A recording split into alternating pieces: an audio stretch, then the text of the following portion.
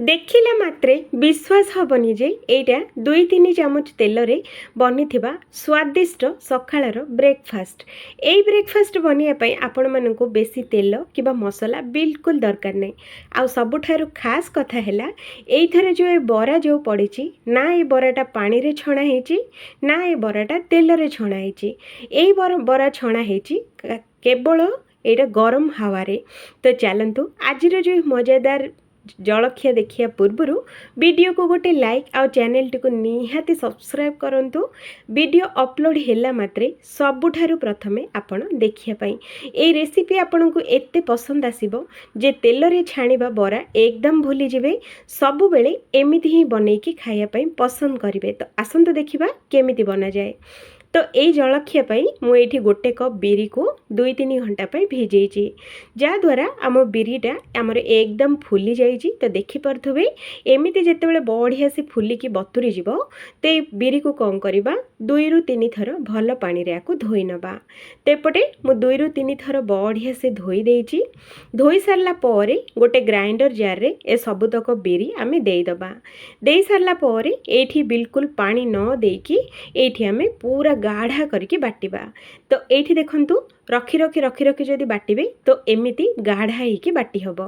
जदि पानी देदेबे तो बिरी बटाटा एकदम पानिया हो जिवो पूरा पूरी आ एते सेफ आसीबनी। तो सेइति पई एमिति गाढ़ा ही बाटिबे।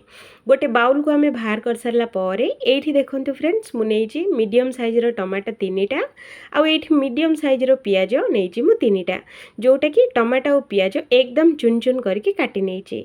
आ एठी आमे कोन करबा बिरी बटारे स्वाद अनुसार लूण दबा। आ एठी आमे आधा चामच जीरा देकी हाथ रे याको 5 ରୁ 6 मिनट पर्यंत बढ़िया से याको फेंटिबा। फ्रेंड्स आपण माने जेते बढ़िया से फेंटिबे ना तो ये बिरी बटाटा सेतिकी हल्का हो जिवो आ बहुत ही बढ़िया स्मूथ हेकी बनिबो। तो आसंते देखिबा मो बिरीटा केते बढ़िया से मु गोलेइची एठी आपण मानकु रिजल्टटा देखौची। तो एमिति जेतेबेले बढ़िया से 5 ରୁ 6 मिनट जेतेबेले गोलेइ देबे तो एठी आमे कोन करिबा याकु बिरीटा भलो से आमे फेंटिची के नाइ आसंतु चेक करिबा। तो एटा चेक करिया पई मु नेइची अल्प टिके नाकु पानी। तो एठी देखंतु छोटियाटा पड़िला मात्रे पानी रे भासिला माने बढ़िया से फेंटी हेची। जदि बुड़ी जिवो भाबिबे जे भलो से फेंटी हेनी तो सेति पई बढ़िया से फेंटिबे। तो एठी देखंतु कढ़ी बसैबा कढ़ी रे दबा 3 चामच तेल। तो एठी देखि परथुबे तेल गरम हो सारा मात्रे आधा चामच एठी आमे दबा 5 फुटण। फुटीगला परे एठी 3टा सुखिला लंका दबा आ 2-3 चिटकी एठी आमे हेंगु दबा। जेतेबेले सब जिनस बढ़िया से फुटी जिवो तो एठी आमे पियाज देकी पियाज को 2-3 मिनट या भाजिबा। ध्यान रखिए पियाजटा को बेसी कड़ा करवा दरकार नहीं कि बेसी ब्राउन कलर करिया भी बिल्कुल दरकार नहीं। बस टिके नाकु हल्का हल्का भाजी हबार अच्छी। तो ये देखंतु पियाजटा एमिति भाजिबे बेसी ब्राउन करिवेनी कि बेसी कड़ा भी करिवेनी। जेतेबेले एमिति भाजी हिजिबो गोटे चामच अदा और रसुण रो पेस्ट सांगरे राग पई लंका गुंड आउ एठी हमें दबा आधा चामच हळदी गुंड आउ एठी हमें दबा आधा चामच धनिया गुंड दे सारला परे याको गैस रो फ्लेम टाको स्लो करके याको गोटे 2-3 सेकेंड पई याको हमें फ्राई करबा। बेसी समय बिल्कुल फ्राई करबानी। एठी हमें कौन करबा तो एठी देखंतो 2-3 सेकेंड रे केते बढ़िया से भाजी हेची। जेतेबेले एमिति भाजी हे जिवो तो ये आम घर खट्टा दही ये आम गोटे गिना दबा माने छोटिया गिना रे गोटे गिना। जदि फ्रेश दही अच्छी तो ये आपण मैंने 2 गिना दे पारिबे। तो सबुठारु बेटर खट्टा दही दियंतु। आउ जदि दही नाही तो ये आपण मैंने दही जगह तेंतुली रस भी ऐड करि परिबे। तो ये आम कौन करवा ये दहीटा को भल से आम गोले नबा। तो देखो फ्रेंड्स एमती करके गोले नबा आपको फुटिया छाड़ीदबा। तो ये देखो ये जमी हल्का हल्का फुट आसी एमती जितेबाला फुटब तो ये आम जो काटिकी रखी थे टमाटो सेटा ये आम देदबा।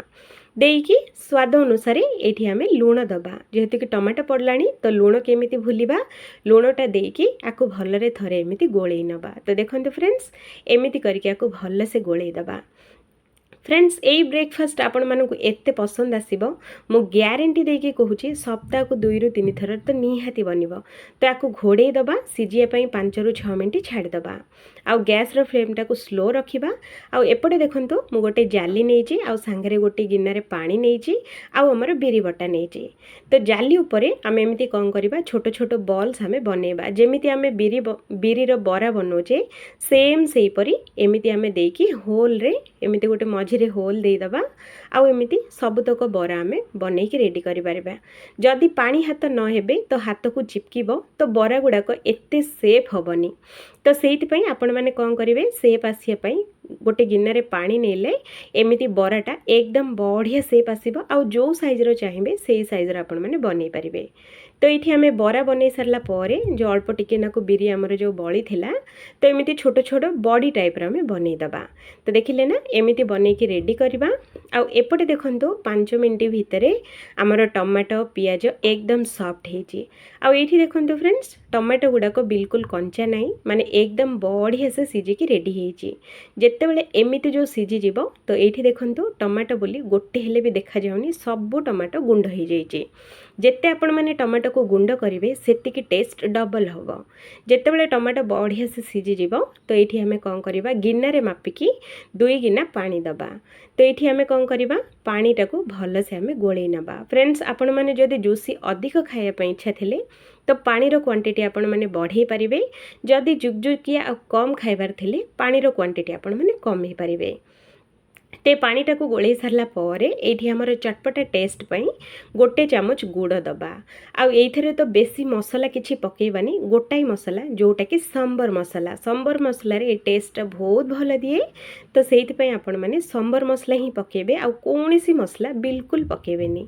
तो एठी मु सांबर मसला देइछि आधा चामच बड़ चामच रे आधा चामच देइछि। आउ भल से गोले सारला परे आमे जो बरा गुडा को जो बनै की रखिथिले जाली रे से जालीटा एठी आमे थोइकी गैस रो फ्लेम टाकू स्लो फ्लेम रे 10 मिनिट सिझेबा।